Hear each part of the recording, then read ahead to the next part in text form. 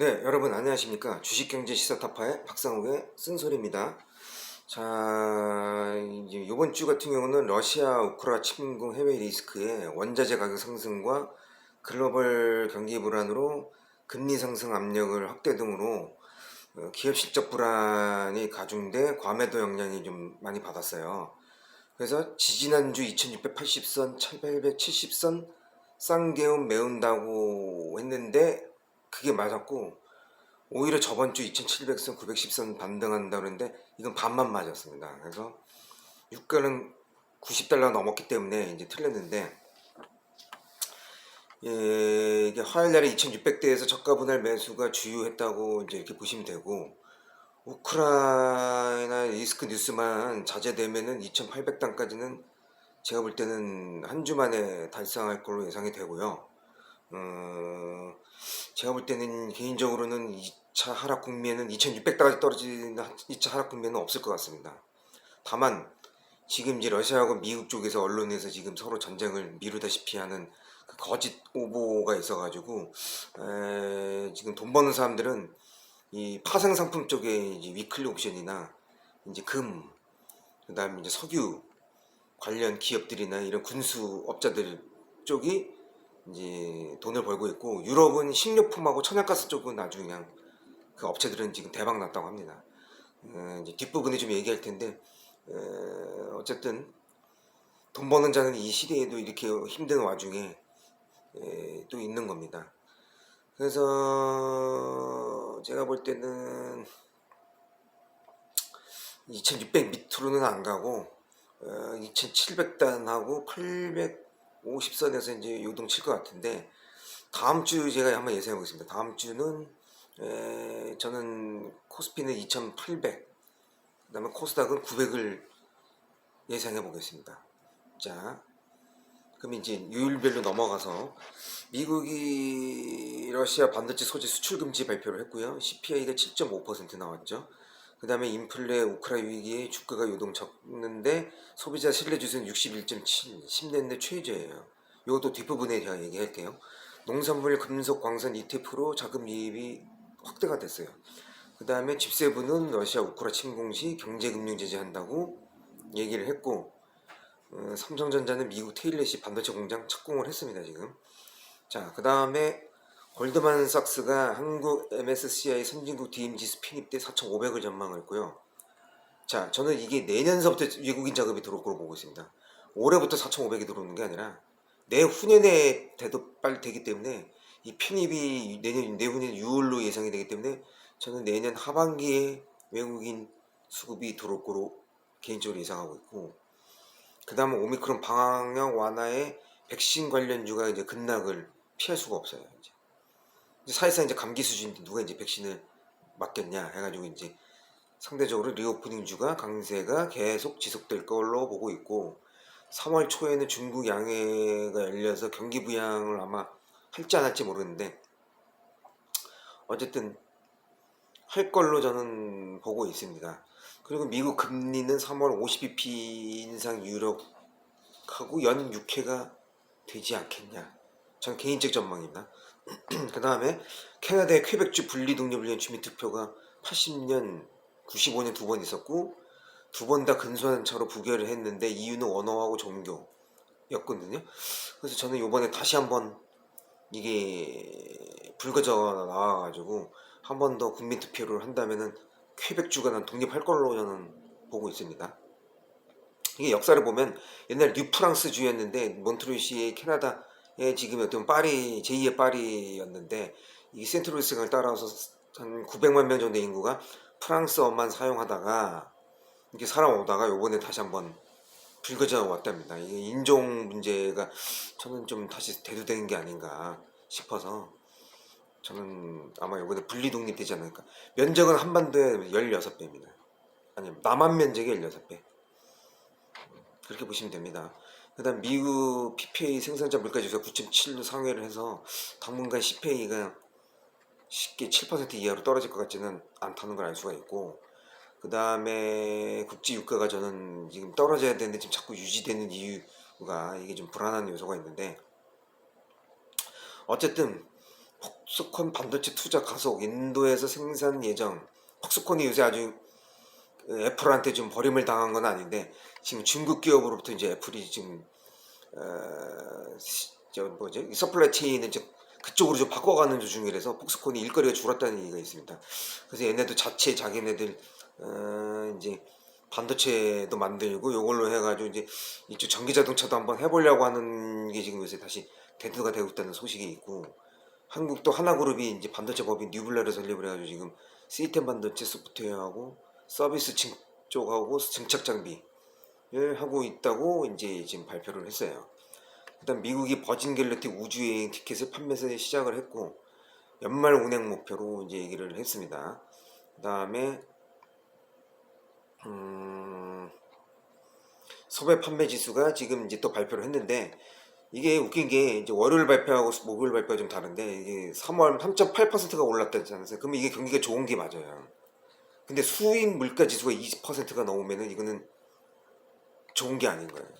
이게 1% 해야 되거든요. 지금 거의 2%면은 이거는 경기가 좋다고 얘기할 수는 없고, 소비 심리 지수가 70이 넘어야 되는데 62이면은 이거는 아까 월요일 거하고 합치면은 내용이 어떻게 되냐?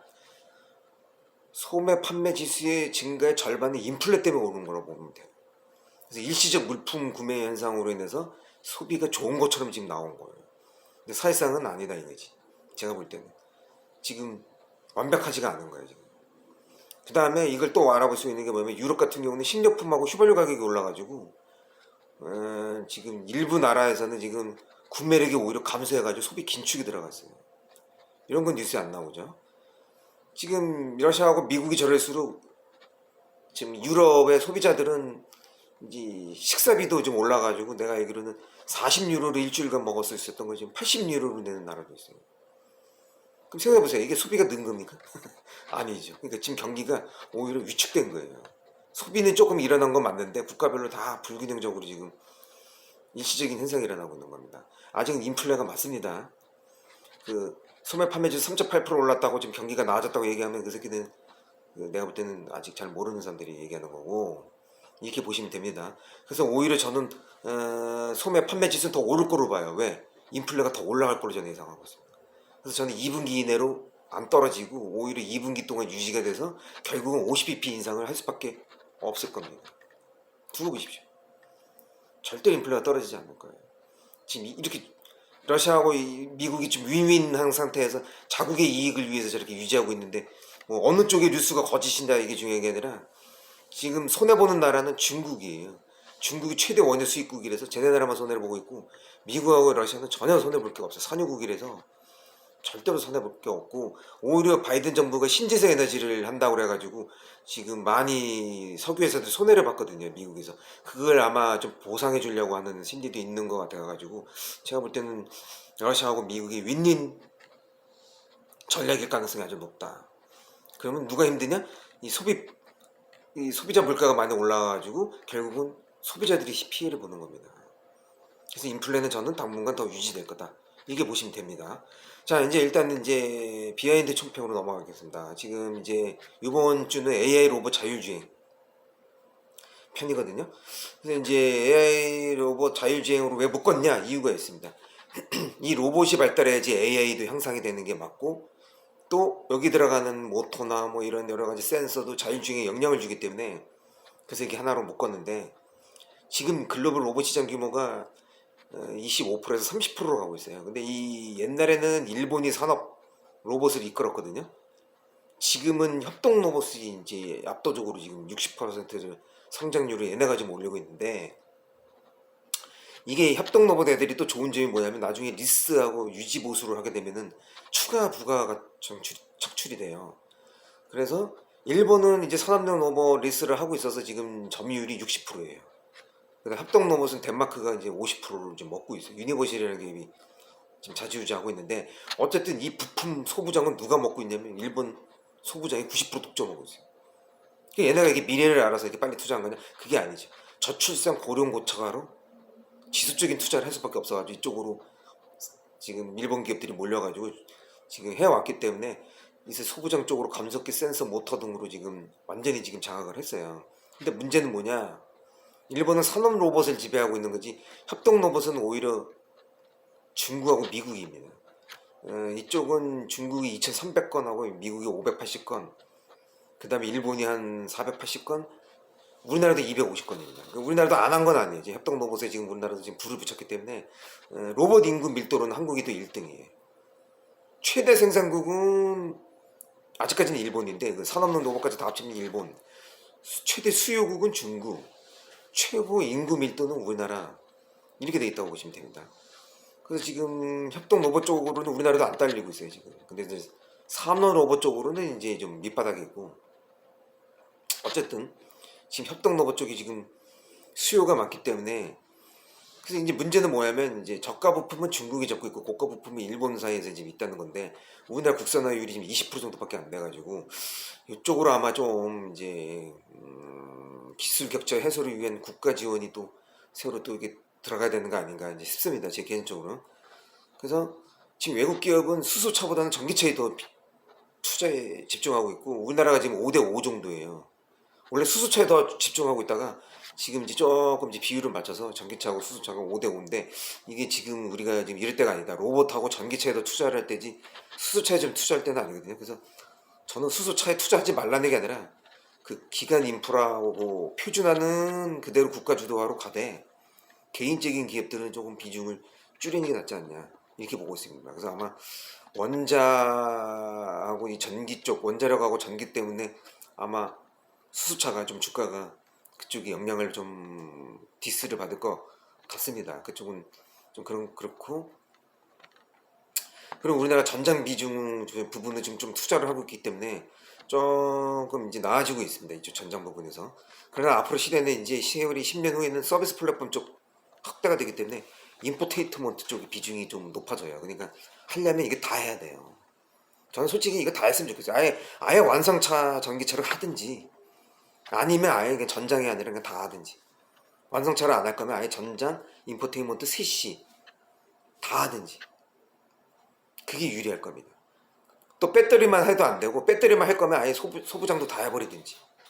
뭐 이렇게 얘기하면 이제 에코프로비움하고 LNF가 안 좋아할 텐데, 어쨌든 전 뭐 LNF하고 에코프로비움도 나는 뭐 배터리 안 만들어내는 법이 없으니까 하려면 다 하는 게 좋다.